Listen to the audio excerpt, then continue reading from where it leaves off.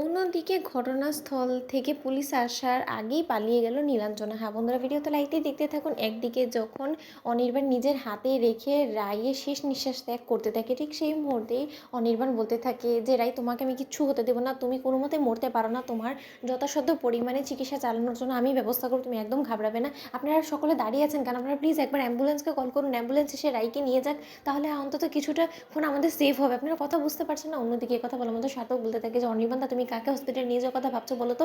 এখানে তো আমার কেন জানি না রায় দিদিভাইয়ের হাবভাব দেখে মনে হচ্ছে যে সেই হয়তো এখানেই শেষ নিঃশ্বাস ত্যাগ করে ফেলেছে। তা সত্ত্বেও এই নিথর দেহটাকে আমরা হসপিটালে নিয়ে গিয়ে কী বা করবো বলো তো? তার থেকে বরঞ্চ বেটার যে আমরা পুলিশকে কল করি। অন্যদিকে এই কথা বলা মাত্র স্রোত বলতে থাকে যে না, আপনি কী সব ভুলভাল বকছেন বলুন তো সার্থক স্যার? আপনার মাথা খারাপ হয়ে গেছে। আমার রায় দিদিভাই কোনো মতেই মরতে পারে না। আপনি দেখবেন যে রায় দিদিভাইকে এক্ষুনি হসপিটালে নিয়ে যাওয়া মাত্রই রায় দিদিভাইকে ডক্টররা সুস্থ বলবে, ওকে অপারেশন করা মাত্রই রায় দিদিভাই সুস্থ হয়ে উঠবে।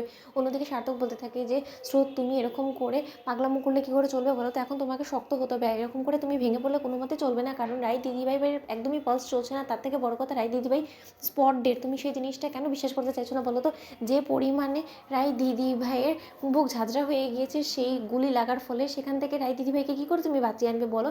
আমি তারপরেও তোমাদের সন্দেহ দূর করে যাওয়া দেখার জন্য আমি পালস চেক করছি। অন্যদিকে যখন অবশেষে রায়ের পালস চেক করে সার্থক দেখতে পায় যে রায় সম্পূর্ণরূপে ডেড, ঠিক সেই সময় ঘটনাস্থলে পুলিশ চলে আসা মাত্র পুলিশ বলতে থাকে যে দেখুন, এখানে একটা রিভলভার থেকে শ্যুট করা হয়েছে ওনাকে, এবং সেই রিভলভারটা যখন অনির্বাণ সেনের পকেট থেকেই আমরা উদ্ধার করতে পেরেছি, তার মানে ক্লিয়ার কাট আমরা এটাই ধরে নিতে পারি যে রায়পূর্ণাকে এইভাবে মারার পেছনে অনির্বাণ সেনেরই হাত আছে। তাই ওনার মৃত্যুর জন্য আসল আসামি বা খুনি যদি কাউকে বলা যায়, তাহলে সেটা হলো অনির্বাণ সেন, এবং আমরা সেই অপরাধী অনির্বাণ সেনকে গ্রেফতার করতে বাধ্য হচ্ছে। অন্যদিকে অনির্বাণ বলতে থাকে যে আপনাদেরকে মাথা খারাপ হয়ে গেছে, আমি শুধু শুধু কেন আমার ভালোবাসার মানুষটাকে খুন করতে যাবো বলুন তো?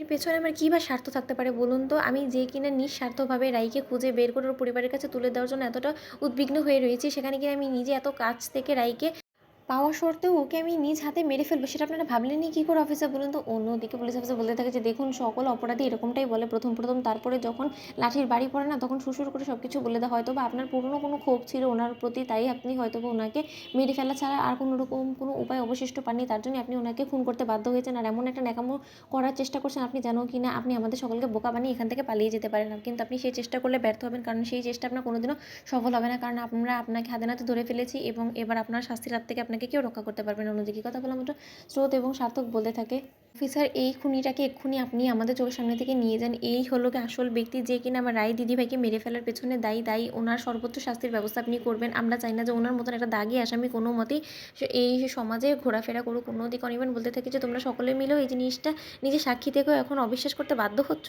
তোমাদের ভিডিওটি ভালো লাগলে লাইক শেয়ার করে সাবস্ক্রাইব করতে ভুলো না।